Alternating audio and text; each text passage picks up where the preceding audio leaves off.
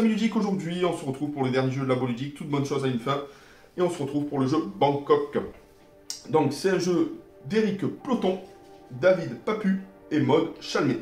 C'est un jeu pour 9 ans et plus, pour des parties de 20 minutes de 1 à 4 joueurs. Qu'est-ce qu'on doit faire dedans? Sur le marché flottant, l'animation basse en plein, choisissez et placez judicieusement vos marchandises pour gagner un maximum de points. On aura des marchandises cachées justement pour maximiser nos points. Et qui sera le meilleur marchand de Bangkok?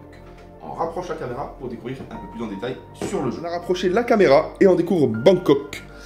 Un jeu de Labo ludique pour 9 ans et plus, d'1 à 4 joueurs. On peut jouer en solo pour des parties d'environ 20 minutes. Regardez cette belle boîte, les petits reflets. Je ne sais pas si vous les voyez.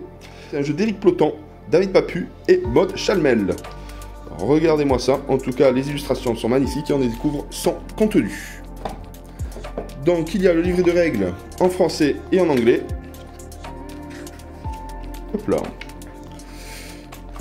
Une carte spécifique, placement d'une carte piment et valorisation d'une carte piment. Les fameux pontons, c'est un peu comme les rôles cachés. Donc, avec des ressources comme le poisson, les pois bleus, les concombres et les fruits de la passion. Ensuite, il y a le jeton premier joueur. On désignera un jusqu'à la fin de la partie. Ensuite, on a les fameuses cartes départ en fonction du nombre de joueurs. Vous voyez, il y a ce petit doigt avec le petit bon bout. Donc 1, 2, 3 et 4. Donc du coup, ça va être les cartes qu'on va voir à la base dans le jeu. On va démarrer la partie. Ensuite, il y a les fameuses cartes piment avec des bonus et des malus qui vont être intégrés au jeu. Et pour terminer, des cartes standards. Regardez. D'1 à 3 ressources. En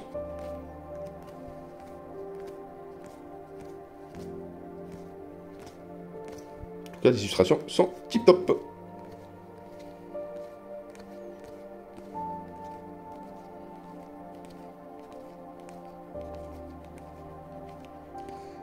Ensuite, il y a les cartes piment qui sont un peu plus spécifiques, justement, avec certains bonus. Donc là, vous voyez, il y a le 1. Hop là. Donc le 1, si cette carte rapporte un point par marchandise indiquée présente sur l'ensemble des cartes prises en compte. Donc du coup, les cartes adjacentes à celle-ci. Le 5, on gagne 5 points, mais moins 1 point pour les cartes adjacentes contenant du poisson. Pareil, mais là, cette fois-ci, c'est concernant les fruits de la passion. Ensuite, cette carte-là, cette carte piment rapporte 2 points par marchandise présente une seule fois sur l'ensemble des cartes prises en compte. Hop. Là, pareil, un bonus de 5 points, mais un malus pour chaque concombre adjacent à celle-ci. Cette carte rapporte 1 point par marchandise adjacente à celle-ci, donc du coup, marchandise poisson. Pareil pour les fruits de la passion. Et ceci rapporte 2 points par couple de marchandises. Donc du coup, il faut qu'il y ait à la fois des pois bleus plus des concombres pour marquer des points. Par exemple, s'il y a 4 concombres et 2 pois bleus autour de cette barque-là, il remporte 2 points par couple. Donc du coup, ça fait 4 points. Et ainsi de suite. Donc du coup, ça va être des cartes qu'on va pouvoir positionner justement sur notre marché propre à nous, parce qu'il y aura un marché de base qui sera pour tous les joueurs et un marché propre à nous. Ensuite, on a ces cartes-là qu'on va voir au départ, justement pour un joueur, pour 2 joueurs on rajoute ça, pour 3 joueurs et pour 4 joueurs. Donc du coup, c'est les cartes de base lorsqu'on va débuter la partie.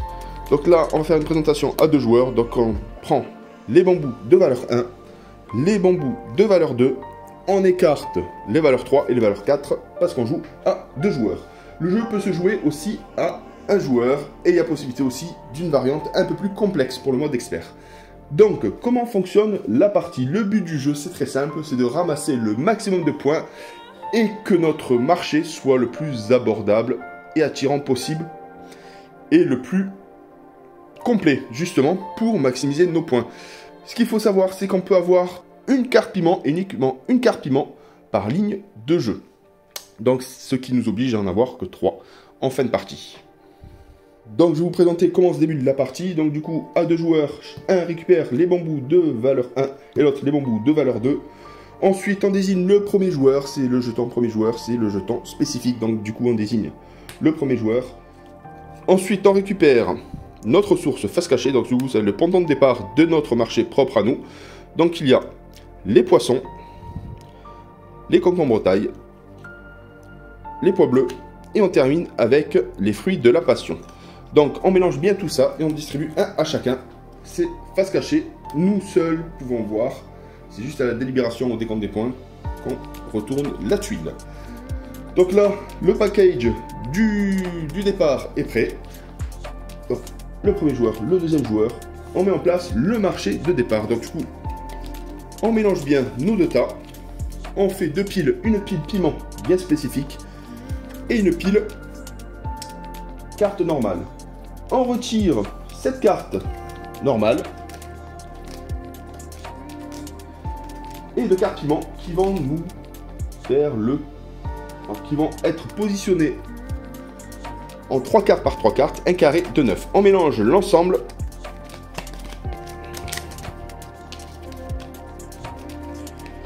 et on les positionne pour découvrir le marché en question. Hop là, en voilà déjà un.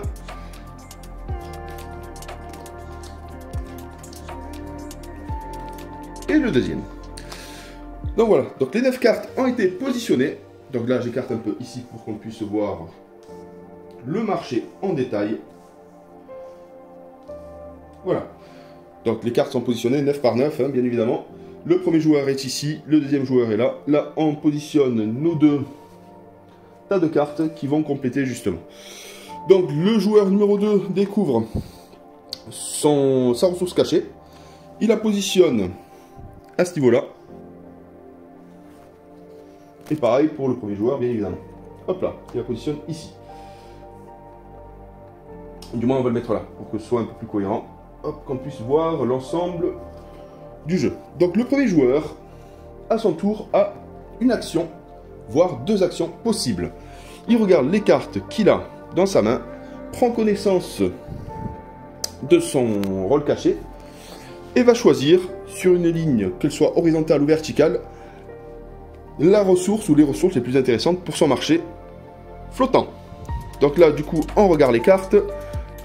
Son rôle caché, c'est les concombres taille.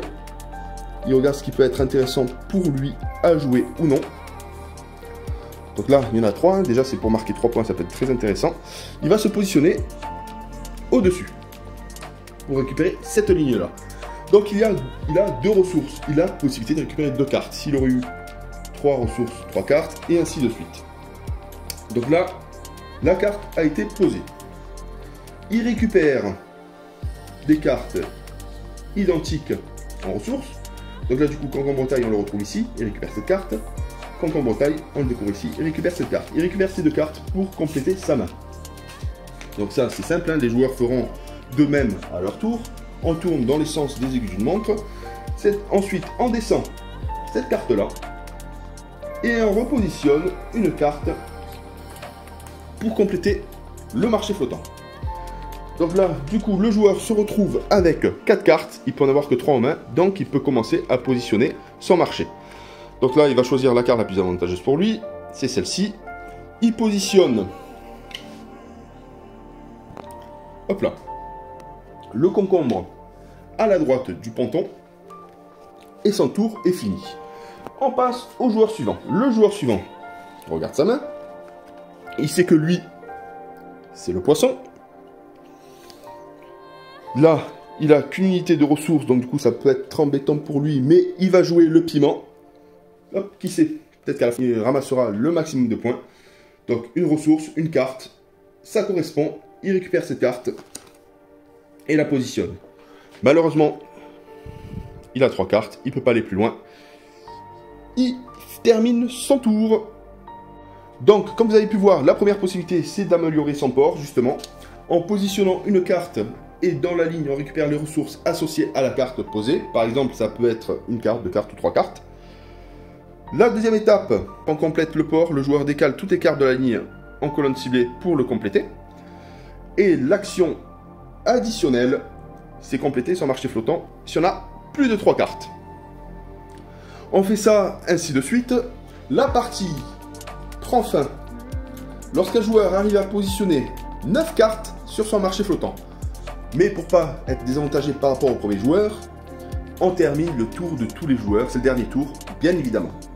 Donc là vous avez compris le principe du jeu, et là pour la fin de partie c'est très simple, la partie se termine lorsqu'un joueur pose la 9e carte, bien évidemment, et on peut commencer à marquer des points.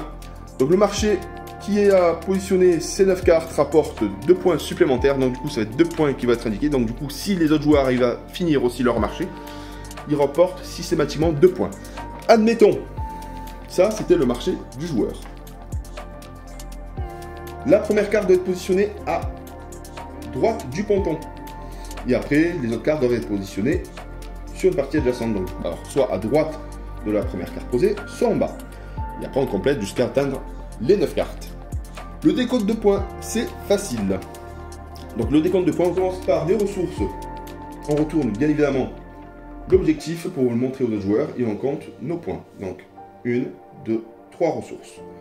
Donc, le joueur récupère 3 ressources plus ces 2 parce qu'il a terminé son carré de 9 par 9. Et ensuite, on peut jouer nos cartes piment. Donc 2 points par paire de cartes, pois bleu et poisson. Donc du coup, là non, là non, là non. Donc malheureusement, ce joueur récupère 5 points au total. On désigne le gagnant, celui-là qui a le plus de points, celui qui a le marché le plus florissant. On ne peut pas avoir plus d'une carte piment par ligne de jeu, qu'elle soit horizontale ou verticale. Donc il existe aussi la version pour un joueur, le but du jeu est de réaliser le meilleur score possible. Les règles sont quasiment les mêmes que n'importe quelle autre partie, seule la mise en place est légèrement différente. Les 2 pioches sont placées immédiatement au-dessus des premières et 3e colonnes du port, donc du coup ici, hop, et là. Le jeton premier joueur fait office du compte-tour, il est placé à droite de la 3e carte, hop là, à ce niveau-là. Et il existe aussi la version expert, la version la plus badass. Cette version propose une contrainte supplémentaire dans l'étape appelée seconde action conditionnelle. Chaque ligne et chaque colonne de son marché contient une carte piment au maximum. Qu'une carte, pas 2, pas 3.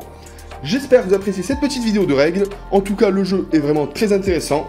Il peut se jouer solo ou jusqu'à 4 joueurs. C'est pour 9 ans et plus pour des parties de 20 minutes. Je remercie bien évidemment Labo Ludique pour l'envoi de ces jeux. J'ai pu les tester, je me suis vraiment régalé. Et à très bientôt pour une nouvelle vidéo. Bye bye les amis, un gros pouce bleu